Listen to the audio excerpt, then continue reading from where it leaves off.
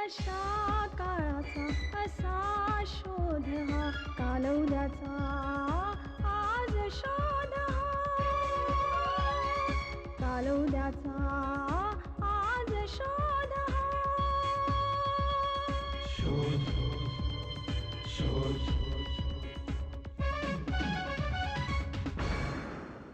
शोध शोध माझ्या मुलाला जाऊन वर्ष झालं नाही, कार्यक्रम ठरवतायत. आई नका ना तो विषय काढू. अगं आपलंच आपल्याला होत नाहीये. आणि आणि तुझ्या मामंजींनी या बुवाला आणून बसवलंय घरात. अगं अजय अजून तुझी वाट बघतोय. तुझं अजयशी आणि माझं मितालीशी लग्न. हे बघ हे होणार नाही दादा. आपण दोघं बहीण भाऊ.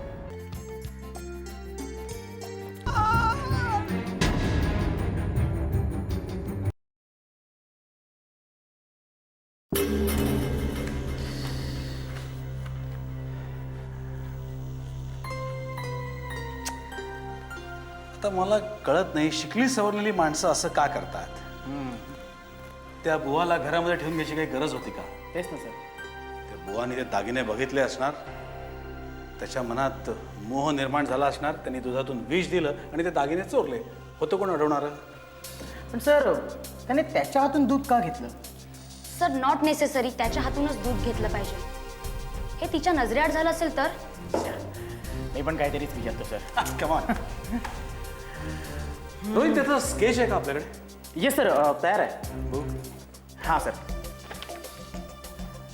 I C. कमान रोहित, अख्खं गाव पिंजून काढ. खूप धावपळ करावी लागणार आहे आपल्याला, कारण काही माहिती असेल तर ती फक्त याच व्यक्तीला माहिती असेल. Right sir. सर मी शिंदेना पाठवलंय पण मी स्वतः पण जातो. नीता, तू पोस्टमॉर्टम रिपोर्ट आणि लॅबच्या टचमध्ये राहा. सर. दुधाच्या ग्लासवरच्या फिंगरप्रिंट्स आपल्याला फार महत्वाचे आहेत. Okay sir. Okay sir. मी पण रोहित बरोबर जातोय. Okay sir. कमान रोहित. या मूव्ह. सर.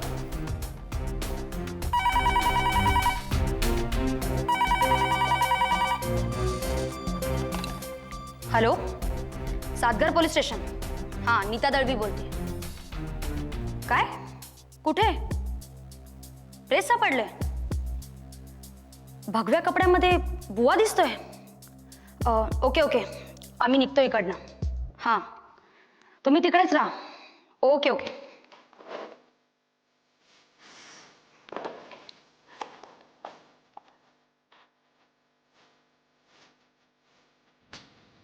हॅलो सर, असं नीता बोलते.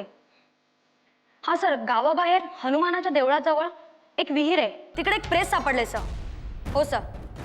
सर मी निघते सर. हां, तुम्ही पण येताय ना? Okay sir.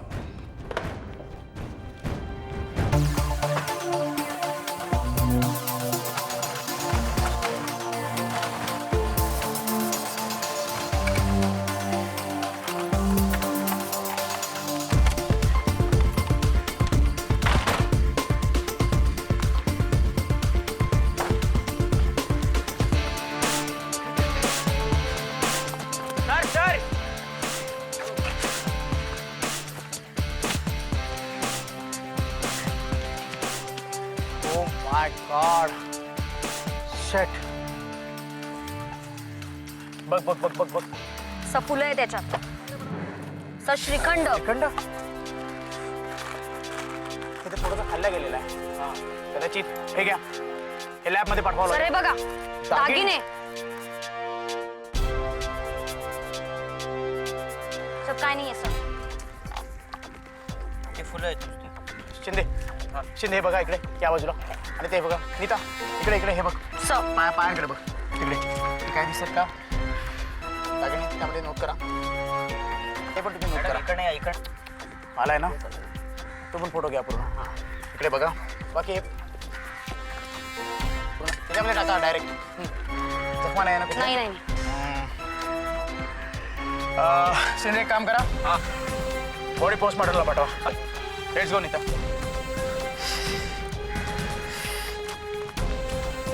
मला वाटतं विषप्रयोग हेच कारण दिसतंय सर कमलचा आणि बुवाचा खून एकाच पद्धतीने झालाय हे उघड आहे पण हा खून केला कोणी असेल हे गुड वाढत जाण्याच्या आधी जो कोणी खुनी आहे त्याच्यापर्यंत आपल्याला लवकरात लवकर पोहोचायला पाहिजे any how let's go sir fast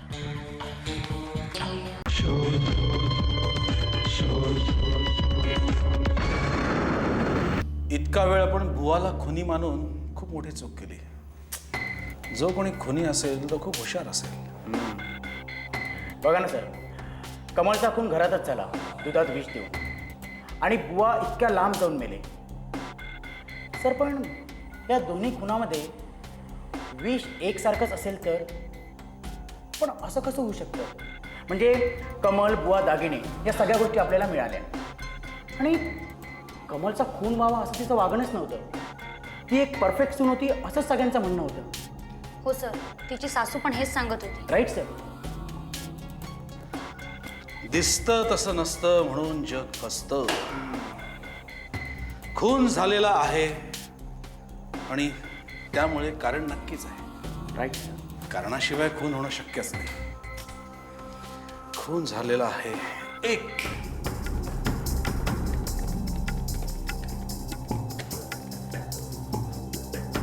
doctor साहेब नमस्कार. इन्स्पेक्टर अमर विश्वास बोलतोय. त्यांनी सकाळच्याच केसच्या संदर्भात तुम्हाला फोन केला होता. थोडी मदत हवी होती. मला माहिती अजून रिपोर्ट तयार झाले नसतील पण काही क्ल्यू देऊ शकाल का म्हणजे आम्हाला तपास करता येईल. मला एकच सांगा कमल प्रेग्नंट होती का नव्हती. Okay thank you doctor. रोहित डॉक्टरांचं म्हणणं आहे कमल प्रेग्नंट नव्हती.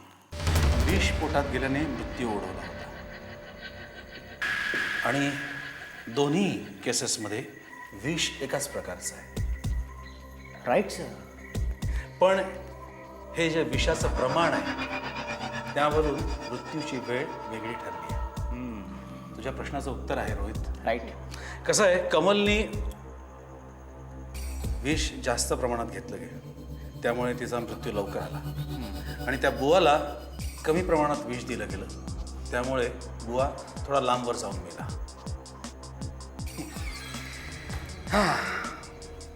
पण कारण एकच विष. राईट सर पण हे कोणी दिलं असणार हे विष. तेच कॉम्प्लिकेटेड केस आहे.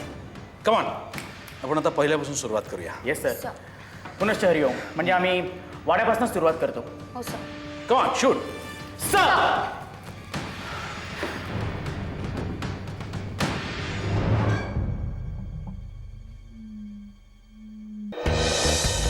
माफ करा तुम्हाला एकदा परत तस्ती द्यायला आलोय.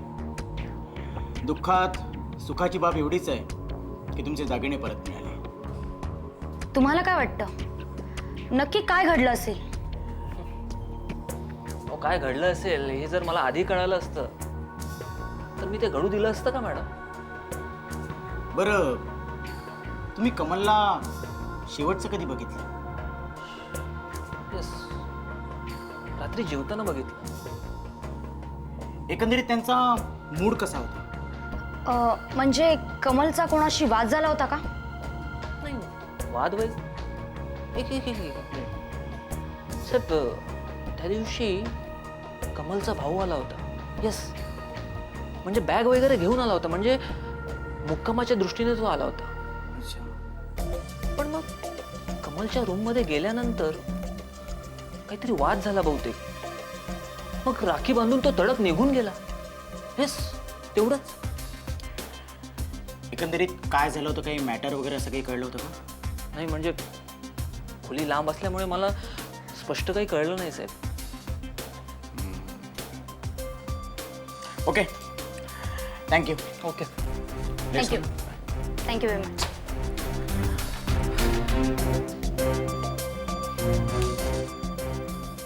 सर काय करूया आधी केशवजींना भेटूया का? मलाही तसंच वाटतं. काय लागला का शोध? आम्हाला तुमचीच मदत हवी आहे. तुम्हाला काय वाटतं? काय सांग, पोरीपेक्षा जास्त केलंय तिने आमचं. आणि मी मात्र तिच्या मरणाला कारणीभूत झालोय. त्या बाबाला आणून घरात बसवलं. कदाचित पैशाच्या लालसेनं त्यानेच तर तिला मारली नसेल. पण शेवटी देवाने न्याय केला.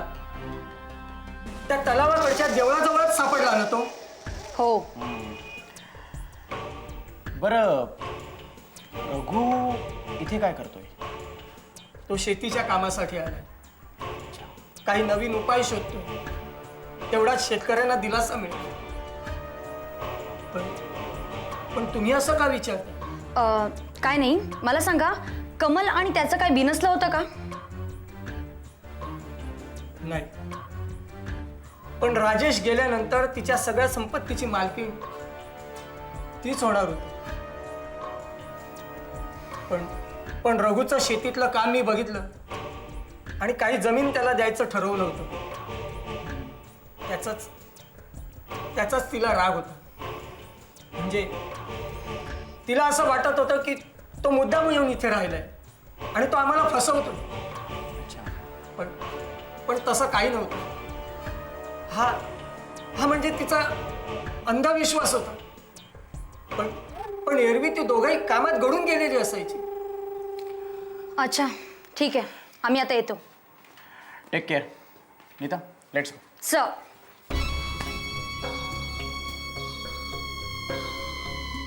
बरं झालं रघु आला होता. आपल्या तपासाला एक नवीन दिशा मिळाली. Right sir. नाही तर आपला गैरसमज झाला असता. सर तुम्हाला काय वाटतं, माधवला अटक करायची का? Rohit, what do you think? Sir, नीताच्या म्हणण्याप्रमाणे बुवाला श्रीखंडातून विष देण्यात आलं, जे त्यांनी सकाळी न्याहारी करताना खाल्ला आणि तो मेला.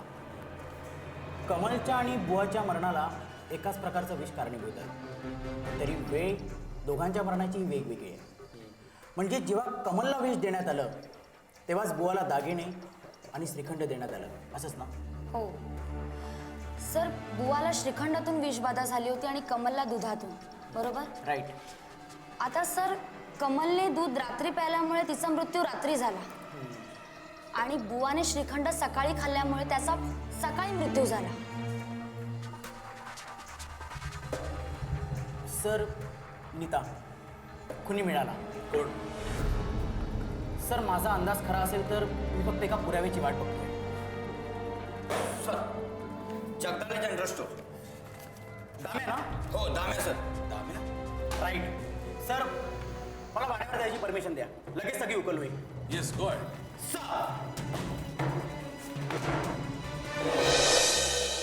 दाम्या, तुला ते विष कोणी आणायला सांगितलं होतं? साहेब, खरं सांगतो साहेब, आपला या गोष्टीशी काय बी संबंध नाही साहेब. संबंध नाही? नाही. त्या दिवशी तू एकटा सामान आणायला बाहेर पडला होता. तुला ते दागिने आणि पैसे हवे होते म्हणून तू त्या दोघांना विष दिला आणि त्यांचा खून केला. नाही साहेब, खरं सांगतो साहेब, आयुष्यात आपण या घरचं पीठ खाल्लंय साहेब. हो, आपण असं कशाला करू साहेब? खरंच आपण नाही केलं काय. आपण काही नाही केलं. नाही. आपण काही नाही केलं. हा बघ दुकानदाराचा पुरावा. यामध्ये स्पष्ट लिहिलेला आहे की तू विष आणलं म्हणून. आता बऱ्या बोलांना सांगतो का? साहेब, सांगतो साहेब, ते विष आपण आणलं, पण ते औषध म्हणून आणायला सांगितलं होतं पण साहेब. ते तुला कोणी आणायला सांगितलं होतं? मी सांगितलं होतं त्याला आणायला.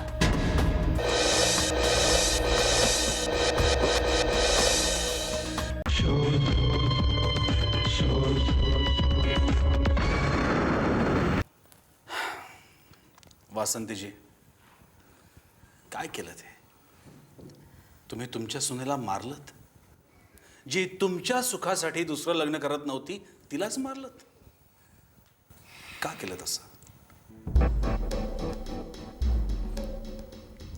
तो माझ्या आयुष्यातला काळा दिवस होता, ज्या दिवशी माझ्या मुलाचा दुर्दैवी अंत झाला. पण पण कमलवर याचा काही फारसा परिणाम झालेला दिसत नव्हता. ती त्यातून फार लवकर सावरली आणि ते बघूनच मला फार चिडचिड व्हायची. असं वाटायचं की हिला याचं काहीच कसं वाटत नाही. माझा मुलगा नसल्यानं हिच्यात काहीच फरक पडत नाही. पण तिच्या विरुद्ध पुरावाही माझ्याकडे काही नव्हता. तिलाच दोष द्यायचा कसा, म्हणून मी शोधू लागले तिचं सदू बरोबरचं वागणं, तिचं रघु बरोबरचं वागणं, तिचं बुवांबरोबरचं वागणं. काहीच कळत नव्हतं. तिनं विधवेचं आयुष्य जगावं असंच मला वाटत होतं. पण ती हसत खेळत होती. आणि त्या दिवशी मला कळलं की ती अशी का आहे.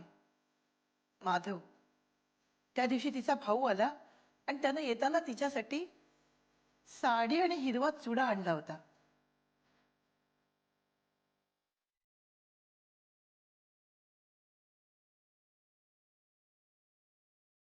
मग मी संतापले. म्हणजे हिचं दुसऱ्या लग्नाचं प्लॅनिंग आहे की काय. आणि मग मी ठरवलं, नाही, मी हिला शिक्षा देणारच. माझ्या मुलाला मारून ही सुखी कशी राहू शकते. तिच्याकरताच फुलं आणायला गेला होता ना तो त्या दिवशी. तिला गजऱ्याची भारी हौस. मला आठवतंय, गणपती विसर्जनाचा दिवस होता तो. आणि ही त्या गजऱ्यासाठी रुसून बसली होती. किती गडबड गोंधळ, तरी मी खूपदा नको म्हणत असतानाही तो तिच्यासाठी गजरा आणायला गेला. आणि रक्ताच्या थारोळ्यात पडलेला असताना सुद्धा त्याच्या हातून तो गजरा सुटला नाही. आणि जिच्यासाठी त्याने प्राण दिले, ही लगेच गजरे लावून फिरायला लागली. दुसऱ्या लग्नाचंही प्लॅनिंग करायला लागली. आणि मग मीच तिला दुधात विष दिलं. पण नेमकं त्या दिवशी ते बुवांनी बघितलं.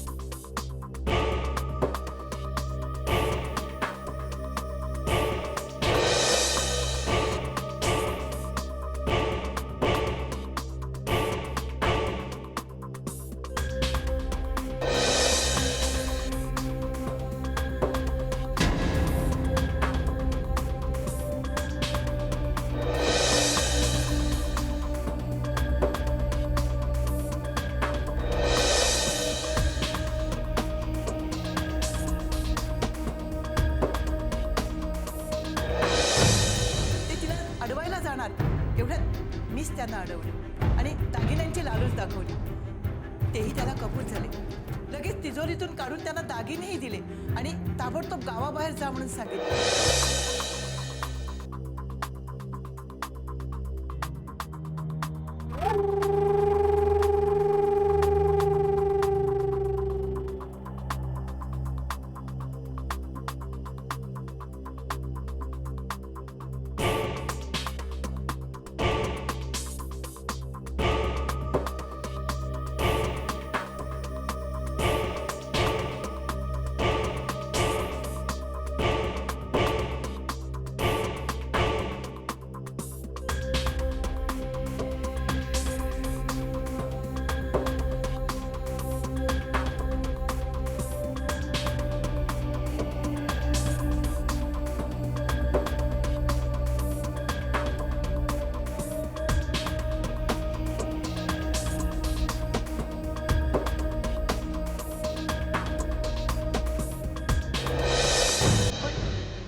त्यावेळी माझ्या मनात एक विचार आला की ह्या माणसापासून मला धोका आहे. कारण ह्याला माहित आहे की मीच कमलला विष दिलंय. मग मी सुद्धा ठरवलं, घरातल्या एका गोड पदार्थात विष घालून मी शिदोरी म्हणून त्यांना बरोबर घेऊन जा म्हणून सांगितलं आणि ताबडतोब इथून बाहेर निघा म्हणून सांगितलं. पण शेवटी माझा नशिबावर होरा होता. बुवा बुवा ते खातील की नाही? ती सासऱ्यांना दूध देऊन आली, त्याच्यानंतर तिनं माझाही पेला भरला दुधाचा आणि तिचाही पेला भरला. पण मी तिच्या पेल्यात विष घातलं होतं. त्यानंतर तिचा पेला घेऊन ती तिच्या रूम मध्ये गेली आणि माझा माझा पेला घेऊन मी माझ्या रूम मध्ये आले. काय केलं तुम्ही? ती तिचं दुःख पचवत होती तुमच्या सुखासाठी, आणि तुम्ही गीता,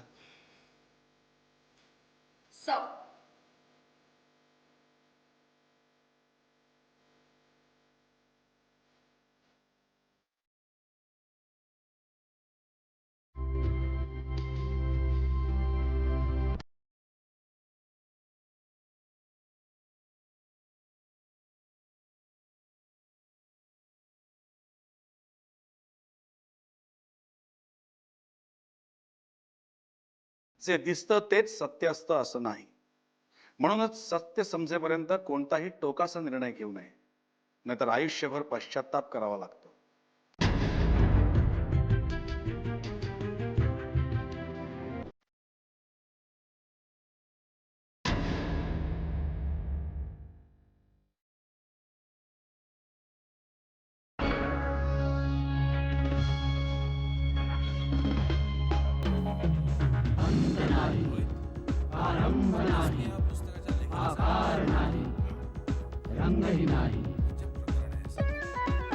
अंधुकसे नुसते नजरेत काही एकातून दुसरे